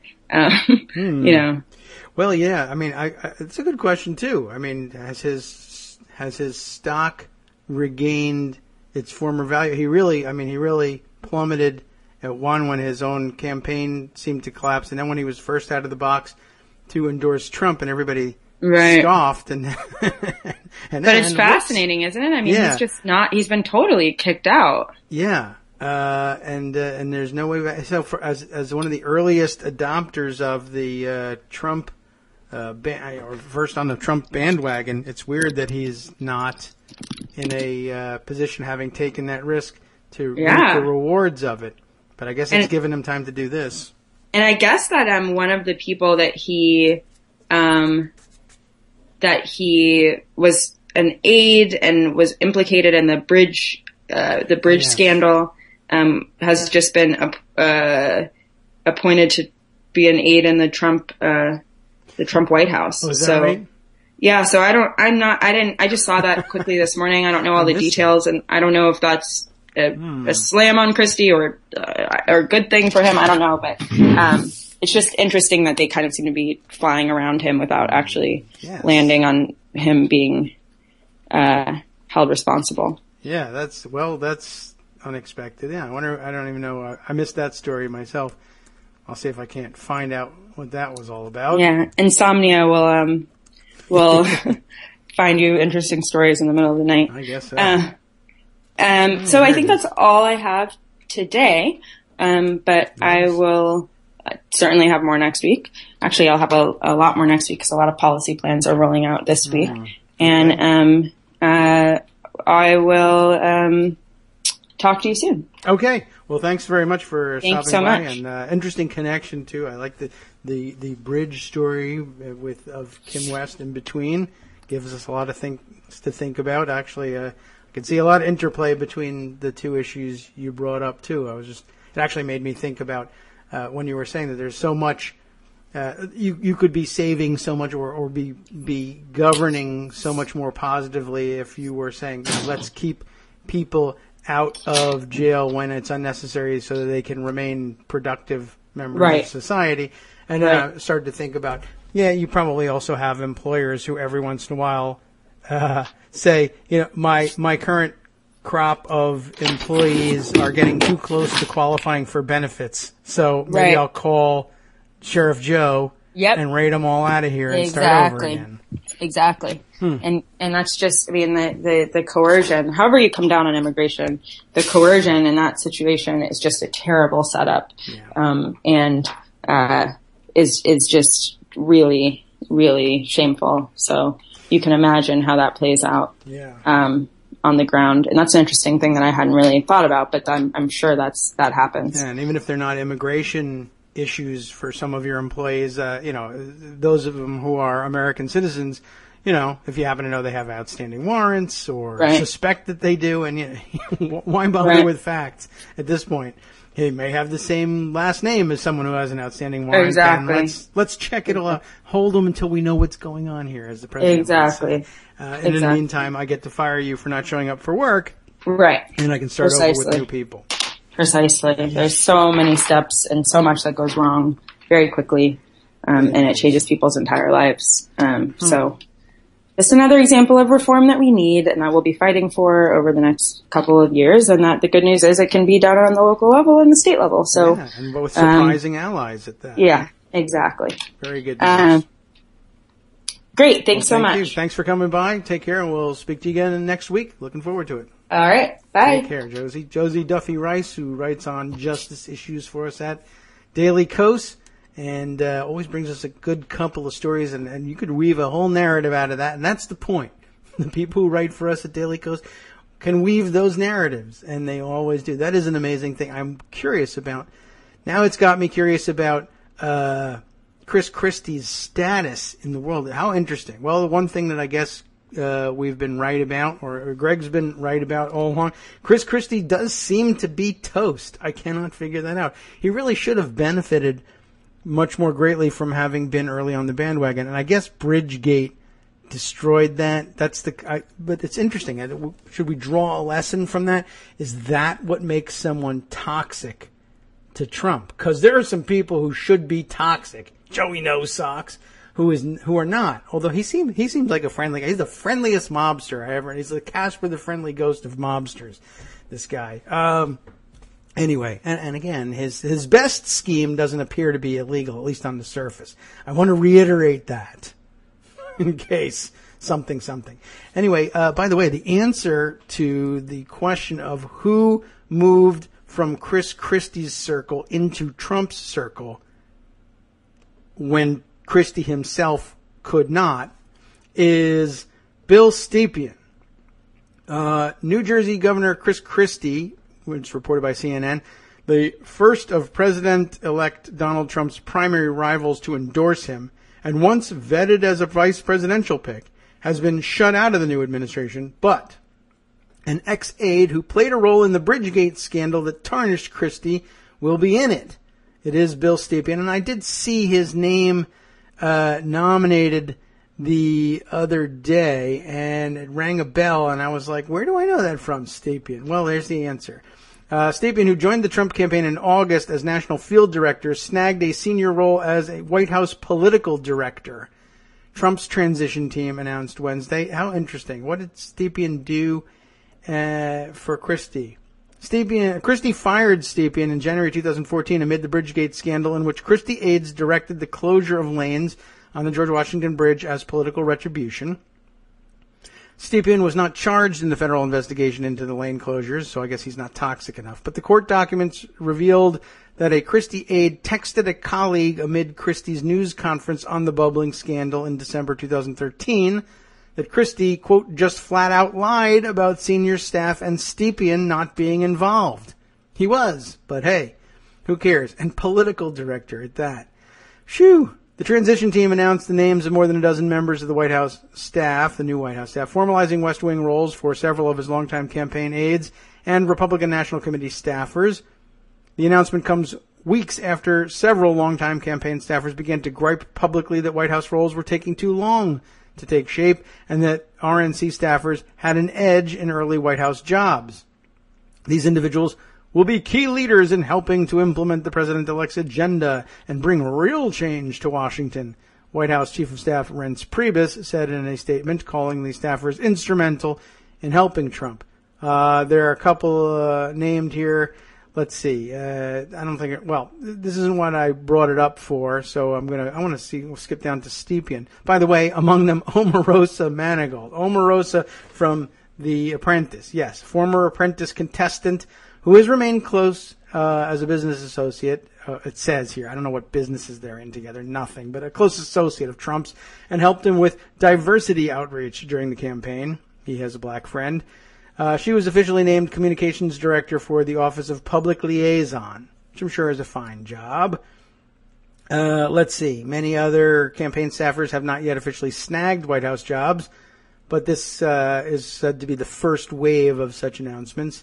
Let's see. Anything more about Stepien? I really would have to look him up and figure. I mean, is he getting the job essentially that he had for Christie that he got in trouble with but never was named? But I mean, how odd. It really is amazing how badly treated Chris Christie has been by Trump himself. But from the beginning, I don't really know. I couldn't tell you about the dynamics now. And that is really, really strange. I got a note here, too. In the middle of just reading through that from Justice, he says, don't forget the influence of Jared Kushner in Christie being toxic. And that's probably the explanation. Jared Kushner hates Chris Christie because Chris Christie prosecuted his dad. That would make me mad too, I'm sure. But I find that really weird. And it may very well be a lot of Trump appointments appear to me to be motivated. These feel like Steve Bannon picks in many ways, that they're motivated to be as outrageous as possible. I mean, if you were putting together a real Republican administration, you'd be an idiot to nominate Jeff Sessions for Attorney General. But I feel like Trump got talked into that by somebody like Bannon, for whom the most successful political practice has always been trying to find ways to be the most grating and the most offensive. A little bit as if Ann Coulter were in charge. But Ann Coulter, of course, now being out-Coultered by an entire political movement. The so-called alt-right seems to be all about that. The more offensive and in-your-face offensive you can be, the better. And I think picks like Jeff Sessions for Attorney General are among those. I mean, it's not every single pick. He clearly doesn't have every single one. Every single position is not under Bannon's control, but that feels like it. But yeah, Jared Kushner would have a role in this one. I think you're right, Justice, in the question of, well, who should be out? It's a different question of who should be out versus who should be in. However, having picked Christie for the out position, it might well have been Kushner himself or perhaps Bannon who might say, just to twist the knife one more time in Christie, why don't we take one of his top aides and give him the same kind of job in the Trump administration that everybody saw him get in trouble with in the Christie administration, and just twist the knife, one more time that way. That I don't doubt is a real possibility. All right. Well, we do have to wrap things up here, but I should jump back and just find out whether there's any other really key piece of information I should add. You should all go and read up on the rest of David Dayen's piece at The Intercept. Again, the title of that one, Treasury nominee Steve Mnuchin's bank accused of widespread misconduct in leaked memo. It's a January 3rd piece over at The Intercept. Of course, we'll provide you with the link so that you can do your own reading. But just by way of trying to square the circle a little bit here, there is a piece in The Hill, and you know it's in The Hill because they tweeted it 500 times, and I fell for it every time. I really need to find some non-offensive way of doing this for Daily Kos, or at the very least, giving myself plenty of opportunities to tweet catchy headlines with pictures and make a comment on them on behalf of Daily Kos. Anyway, their piece by Sylvan Lane is Dem defends decision not to charge Trump Treasury pick over foreclosures. This is the answer we were looking for. Whether or not it's satisfactory, we'll find out. Senator Kamala Harris of California defending a decision she made as California's Attorney General not to charge President-elect Donald Trump's Treasury Secretary nominee with violating state foreclosure laws. Mnuchin, as we know, ran one West. The 2013 internal memo alleged that Mnuchin, although we're not certain whether it alleged that he did it, but certainly that the bank did, violated state foreclosure laws, etc., etc. But Harris declined to charge him, or the bank for that matter. Harris hit back at critics of her decision on Wednesday. We went and we followed the facts and the evidence, and it's a decision my office made, Harris told The Hill. We pursued it just like any other case. We go and we take a case wherever the facts lead us. But Harris said the investigation by California's Attorney General's office is a very separate point from how senators should approach Mnuchin at his confirmation hearing. She wouldn't say if his record overseeing those foreclosures should keep him from being approved. The hearings will reveal if it's disqualifying or not, but certainly he has a history that should be critically examined, as do all the nominees, she said. My role now in the Senate is to be very aggressive in reviewing the background and history of each of the nominees and voting according to what the hearings and other due diligence will unveil about who they are and their suitability to hold these positions. That is not much of an answer, to be honest. So that's rather less than satisfactory. What kind of an answer? It's a great senatorial answer. Why didn't you charge him based on this memo? Well, we went and followed the facts and evidence. We pursued it just like any other case. We take the case wherever the facts lead us, and it's a decision that we made. I mean, what does that mean? It's a decision my office made. I know. I'm asking you why you made that decision. Well, it is a decision. And as you know, we are in the position of making decisions. That's really part of the job. So we made that decision, and I don't know. I'm sure in a better forum than a quick Q&A session with the Hill, a more detailed explanation might be offered, but I haven't seen it yet.